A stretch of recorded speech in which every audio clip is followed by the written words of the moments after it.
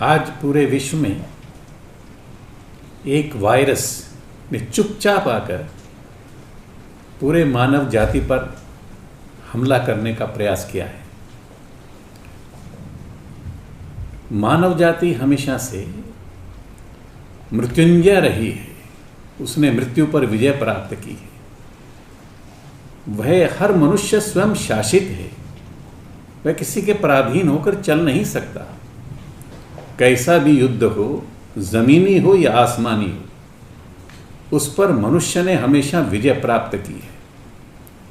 अभी अभी आप देश के मेरे माननीय प्रधानमंत्री जी ने मनुष्य की उसी अंतर्निहित अंतर जगत की सुप्त शक्ति का आह्वान किया है कि कोई भी मनुष्य संकल्प और संयम से, या जिसको हम कह सकते हैं आत्मानुशासन से, या हम ये कह सकते हैं कि वह अपने आप पर स्वयं शासन करता है, या ऐसा कहें कि वह अमृतस्य पुत्र है, वह अमृत का पुत्र है।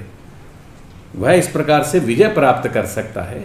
लेकिन युद्ध में जिस प्रकार की सावधानियां, जिस प्रकार के शस्त्र अस्त्र हमको चाहिए, उन शस्त्र अस्त्रों को भी हमको एकत्र करना पड़ेगा। सावधानी चाहिए, जिम्मेवारी चाहिए, जानकारी चाहिए, और उन लोगों के प्रति कृतज्ञता भी चाहिए जो इस युद्ध में फोर फ्रंट पर आगे जाकर अग्रिम पंक्ति में खड़े होकर लड़ाई लड़ने की क्षमता रखते हैं।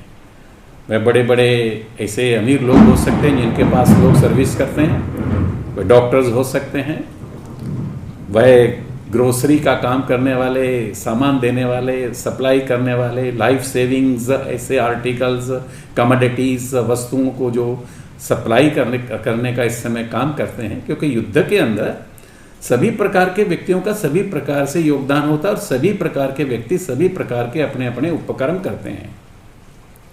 भारत के माननीय प्रधानमंत्री जी ने, जिसका अनुमोदन बड़े हर्ष के साथ मेरे प्रदेश के, उत्कल प्रदेश के माननीय मुख्यमंत्री श्री नवीन जी पटनायक ने भी कहा है कि मनुष्य स्वयं शासित है, और हम इस हमले का, युद्ध का जो वायरस ने चुपचाप हमारे ऊपर आकर किया है, इसका हम जवाब 22 मार्च को जनता कर्फ्यू अर्थात स्वयं शासित होकर, आत्मानुशासित होकर, बगैर किसी के जैसे कहे, इस प्रकार से उसको प्रतिकार करेंगे। और जब इस प्रकार के वायरस को, इस प्रकार के व्यक्ति को जब कुछ खाने को नहीं मिलेगा तो उसको भूख लगेगी तो स्वयं को ही तो खाएगा। इस प्रकार से हम इस वायरस को परास्त करने की क्षमता रखते हैं। इसमें आदरणीय प्रधानमंत्री जी ने और मेरे प्रदेश के माननीय मुख्यमंत्री जी ने इस बात को भी कहा है कि जो सीनियर सिटीजन्स हैं, जो पहले से कहीं रोगग्रस्त हैं, वो कृपया ज़रा ज़्यादा सावधानी बरतें, क्योंकि युद्ध में नौजवानों की आवश्यकता होती है। इसलिए वृद्धों को, बूढ़े लोगों को ज़रा अपना घर संभालने की उनको चिंता करना चाहिए। और वास्तव में अभिवादन, अभिनंदन, आभार उन लोगों का भी करना चाहिए जो इस युद्ध में प्रथम पंक्ति में खड़े होकर पूरे मानव जाति का साथ दे रहे होते हैं। मुझे लगता है कि हर युद्ध को हमने जीता है, हर बार जीता है, चाहे फनी का था, चाहे किसी प्रकार के साइक्लोन थे, चाहे किसी प्रकार की आपदाएं आई हैं। ये आपदाएं हमारे लिए छोटे मोटे खेल बन जाते हैं। शर्त केवल इतनी है कि पूरा विश्व और विशेषकर पूरा भारतवर्ष, क्योंकि भारतवर्ष ही दुनिया को बचाने की क्षमता रखता है।